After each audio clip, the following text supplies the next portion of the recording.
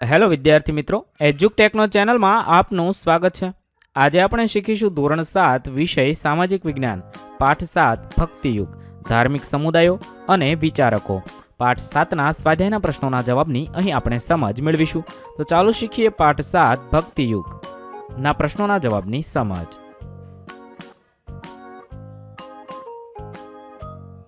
પ્રશ્ન નંબર 1, નીચેના પ્રશ્નોના એક વાક્યમાં ઉત્તર આપો. 1. દક્ષિણ ભારતમાં ધાર્મિક આંદોલનોનું મહત્વ નેતૃત્વ કયા સંતોએ લીધું હતું?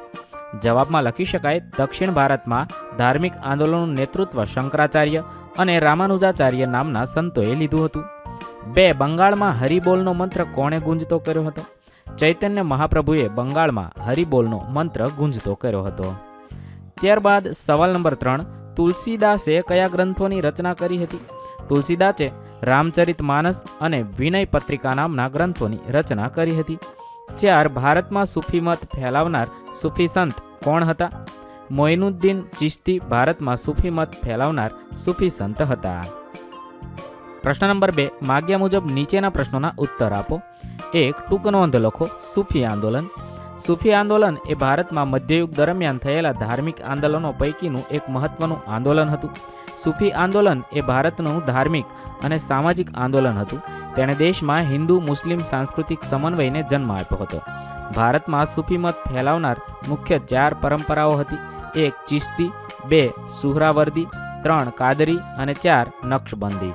સૂફી આંદોલનમાં ચિશ્તી અને સુહરાવર્દી પરંપરા ખૂબ જ લોકપ્રિય બની હતી. સૂફી આંદોલન બગદાદના શિયાબુદ્દીન સુહરાવર્દીએ સુહરાવર્દી પરંપરા સ્થાપિત કરી હતી.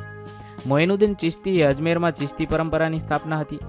તે કોમી એકતાનું એક ઉત્તમ દ્રષ્ટાંત છે. મોઇનુદ્દીન ચિશ્તીના અવસાન પછી તેઓ મહાન સૂફી સંત તરીકે ખૂબ પ્રખ્યાત થયા હતા. મોઇનુદ્દીન ચિશ્તી ઉપરાંત કુતબુદ્દીન બખ્તિયાર, બાબા ફખરુદ્દીન ગંજ એ શકર, નિઝામુદ્દીન ઓલિયા, ખ્વાજા બકી બિલ્લા, શેખ મોહમ્મદ સરહિંદી વગેરે ગણનાપાત્ર સૂફી સંતો હતા. દક્ષિણ ભારતમાં શેખ બારુદ્દીન નામના એક ગરીબ લોકપ્રિય સૂફી સંત પણ થઈ ગયા. 2. ભક્તિ આંદોલન લોકોમાં શા માટે લોકપ્રિય થયું હતું?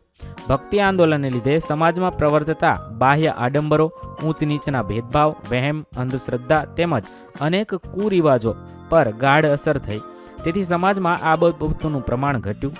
સામાન્ય લોકો પણ ધર્મનો સાચો અર્થ સમજવા લાગ્યા. ઈશ્વર બધાનો છે અને આપણે તેને ભક્તિ દ્વારા મેળવી શકીશું એવી દ્રઢ શ્રદ્ધા લોકોમાં પ્રસરી. જુદા જુદા ધર્મો વચ્ચેના ભેદભાવો ઓછા થયા. દરેક સંતે સમભાવ, સદાચાર અને ભાઈચારાનો સંદેશો આપ્યો, જે લોકોને ખૂબ ગમી ગયો. બધા સંતો, આચાર્યો અને વિચારકોએ સરળ લોકભાષામાં ઉપદેશ આપ્યા. વળી તેમણે લોકભાષામાં જ સાહિત્ય અને પદોની રચના કરી હતી, જે લોકોને સમજવામાં ખૂબ જ સરળ બન્યું હતું. એ સાહિત્યની જનસમાજ પર ગાઢ અસર થઈ હતી. ઉપરયુક્ત કારણોને લીધે ભક્તિ આંદોલન ખૂબ લોકપ્રિય બન્યું હતું. આગળ જોઈએ. 3. મહારાષ્ટ્રના સંતો વિશે ટૂંકમાં પરિચય આપો. સંત જ્ઞાનેશ્વરે મહારાષ્ટ્રમાં ભક્તિ આંદોલનનો પ્રારંભ કર્યો હતો. તેણે માત્ર 15 વર્ષની ઉંમરે મરાઠી ભાષામાં ભગવદ્ ગીતા પર ટીકા વિવેચન જ્ઞાનેશ્વરી લખી હતી. તેઓ મહારાષ્ટ્રના મહાન સંત હતા.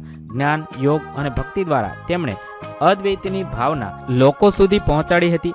નામદેવ યુવાનીમાં અધર્મનું આચરણ કરતા હતા, પરંતુ સત્ય સમજાતા તેઓ ધર્મના માર્ગે વળ્યા અને મહારાષ્ટ્રના મહાન સંત ગણાયા.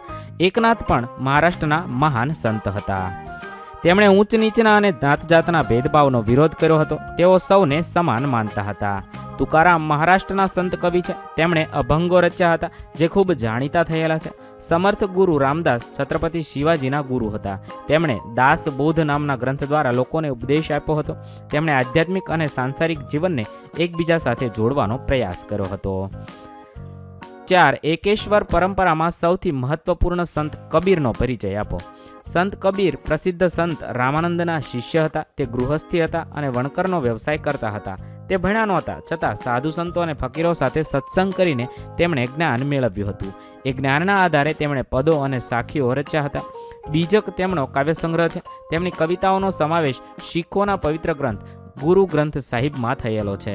સંત કબીરના મતે સર્વોચ્ચ ઈશ્વર એક જ છે. તેને સાહિબ, અલ્લાહ, ખુદા, રામ, રહીમ, ગોવિંદ, બ્રહ્મ વગેરે જુદા જુદા નામ આપવામાં આવ્યા છે. પ્રશ્ન નંબર 3 નીચે આપેલા વિકલ્પોમાંથી સાચો વિકલ્પ શોધીને ઉત્તર લખવાનો છે. 1. ગુરુ નાનક કઈ શાખાના સંત હતા? તેના માટે 4 ઓપ્શન આપેલા છે. સાચો જવાબ થશે સી નિર્ગુણ શાખાના સંત હતા. સવાલ નંબર 2, જ્ઞાનેશ્વરે ભગવદ્ ગીતા ઉપર લખેલા ટીકા કયા નામે ઓળખાય છે? તેના માટે 4 ઓપ્શન આપેલા છે. સાચો જવાબ થશે બી, જ્ઞાનેશ્વરીના નામે ઓળખાય છે. 3, મહારાષ્ટ્રના કયા સંતના અભંગો ખૂબ જ જાણીતા છે? તેના માટે પણ 4 ઓપ્શન આપેલા છે. સાચો જવાબ થશે ડી, તુકારામના અભંગો ખૂબ જાણીતા છે. 4, ભારતમાં સૂફી મત ફેલાવનાર કેટલી પરંપરાઓ હતી? તેના માટે 4 ઓપ્શન આપેલા છે. સાચો જવાબ થશે 4 પરંપરાઓ હતી. પ્રશ્ન નંબર 3 બ, મને ઓળખો. 1, મારા ગુરુ સમર્થ રામદાસ હતા, તો શિવાજી. 2, હું મહારાષ્ટ્રમાં ભક્તિ આંદોલનનું મુખ્ય કેન્દ્ર હતું, તો વિઠોબા મંદિર. 3, અજમેરમાં ચિશ્તી પરંપરાની સ્થાપના કરનાર હું હતો, તો મોઇનુદ્દીન ચિશ્તી. અહીં આપણા પાઠ 7ના પ્રશ્નોના જવાબ પૂર્ણ થાય છે. વિદ્યાર્થી મિત્રો, ધોરણ 7ના સામાજિક વિજ્ઞાન વિષયના તમામ પાઠના પ્રશ્નોના જવાબના વિડીયો આપણા ચેનલ પર ઉપલબ્ધ છે, જે તમે ધોરણ 7 સામાજિક વિજ્ઞાન સ્વાધ્યાય નામના પ્લેલિસ્ટમાંથી મેળવી શકો છો. પ્લેલિસ્ટની લિંક વિડીયોના ડિસ્ક્રિપ્શનમાં આપેલી છે. તથા જો તમારે તેની પીડીએફની જરૂર હોય તો તે તમે આપણી એપ્લિકેશન પરથી મેળવી શકો છો. એપ્લિકેશનની લિંક પણ વિડીયોના ડિસ્ક્રિપ્શનમાં આપેલી છે. વિદ્યાર્થી મિત્રો, આપેલા વિડીયોની જો તમારે પીડીએફની જરૂર હોય તો તમે આપણી એપ્લિકેશન સ્માર્ટ સાથી પરથી મેળવી શકશો. વિદ્યાર્થી મિત્રો, આપણી એપ્લિકેશન સ્માર્ટ સાથી પ્લે સ્ટોરમાં આવી ગઈ છે, જેની અંદર તમે બધા વિભાગ જોઈ શકો છો. તેની અંદર વિવિધ ધોરણ છે. ધોરણ ઉપર ક્લિક કરતા વિવિધ વિષય ખુલશે. વિષય ઉપર ક્લિક કરતા તેની અંદર આવતા પાઠ ખુલશે. તેની અંદરથી તમે પાઠ્યપુસ્તક પણ ડાઉનલોડ કરી શકો છો. તેની અંદર આપેલા પાઠમાં ક્લિક કરતા તમે પાઠની પીડીએફ, સ્વાધ્યાયની પીડીએફ, સ્વાધ્યાયન પોથીની પીડીએફ, પાઠના વિવિધ વિડીયોઝ, સ્વાધ્યાયના વિડીયોઝ, સ્વાધ્યાયન પોથીના વિડીયોઝ બધું જોઈ શકો છો અને ડાઉનલોડ પણ માત્ર એક ક્લિકમાં કરી શકો છો. વિદ્યાર્થી મિત્રો, આપણી એપને સપોર્ટ કરજો, ડાઉનલોડ કરજો